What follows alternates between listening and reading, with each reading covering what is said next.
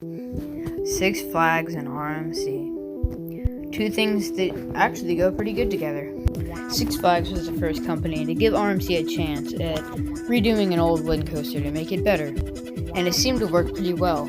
Because of the relatively cheap price, Six Flags decided they really liked RMC, so they wanted to work with them more. They've been working with them for 9 years now, and over the course of 9 years, 10 roller coasters by RMC have been added to the Six Flags chain. So I thought, hey, 10 is how many you need to do a top 10, so let's just do it.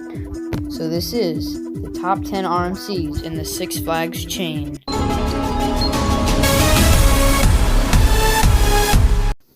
Now at number 10 we have Joker at Six Flags Discovery Kingdom. Now also, most of you know this, but let me just clarify. Every single ride on this list is top 100 in the world, and they're all amazing. So yeah. But Joker is generally thought of as the weakest RMC.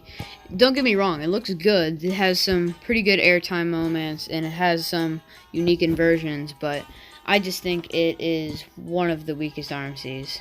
Mainly because the airtime doesn't look that strong, and also generally inversion based ride I'm not gonna like as much because airtime is always better.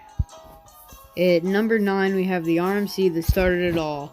That is New Texas Giant at Six Flags Over Texas. This ride looks really good. It is tall, it's fast, it's a super long ride. But one of my main problems with it is it looks like it doesn't have too many airtime moments, and the ones it does have don't look incredibly strong, and it doesn't seem that intense, but it does look like a very, very good ride, so there we go.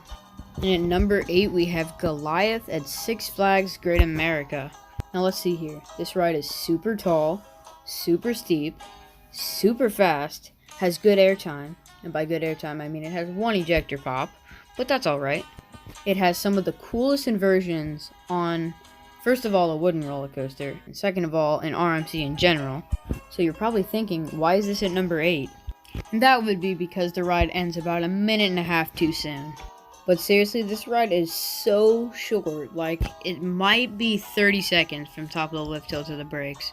It's super thrilling and it's super fun, and if it was longer, I think it could be top 10 in the world, but unfortunately, it is just super short. At number 7, we have Twisted Cyclone at Six Flags Over Georgia. Twisted Cyclone is very, very fun. It has loads of airtime, some super fun inversions, the wave turn's awesome. There's just a lot of good things about this ride. But just like Goliath, it is super short, and unfortunately, that really takes away from the ride. It's still fantastic, don't get me wrong, but I just wish it was a bit longer. At number 6 is Wonder Woman Golden Lasso Coaster at Six Flags Fiesta, Texas. Now this ride has amazing pacing, if not the best pacing on any coaster in the world. Also, the airtime on this ride looks insane, and it just looks super, super fun. But, as I've said for the last 2 rides, this ride is super, super short. Come on, Six Flags, you're so close to having world-class, top, elite, best coasters in the world, but you decide to end them too soon. That's unfortunate, that really is. Next up is Iron Rattler, also at Six Flags Fiesta, Texas. Now, I think this might have the best first drop on any RMC ever. It just looks so much fun. This whole ride looks so much fun. There's a bunch of really good looking airtime pops, but one of the main problems is it has really bad pacing issues. On top of the quarry wall, it just crawls, but the dive off the quarry wall is one of the best airtime moments in the world, so, you know, you gotta forgive it for the pacing issues. It's alright. Next up is a coaster that's actually not built yet, and that's Jersey Devil Coaster. So, I would assume this is going to be better than the Raptor that's already out, as it's a bigger scale, longer, just all around better ride.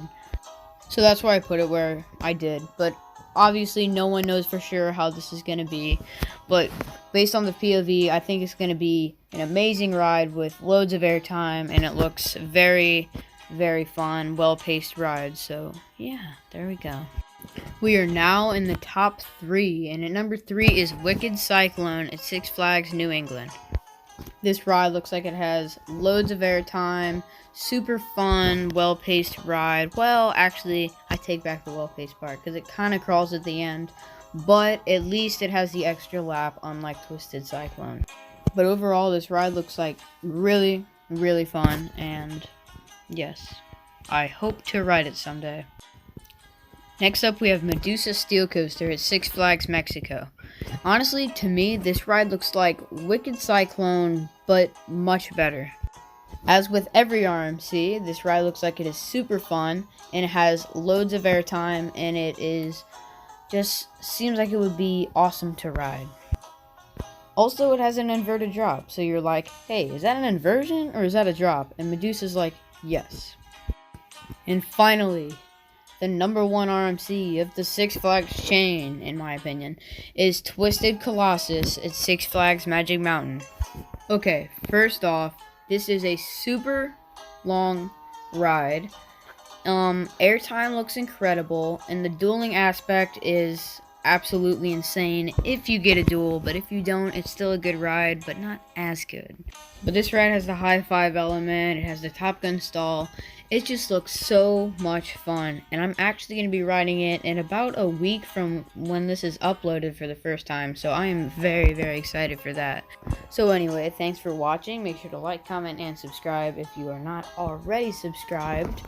Feel free to share this channel with friends, families, family pets, whoever you want. Why not? Might as well. And always remember, smiles run on rocket fuel.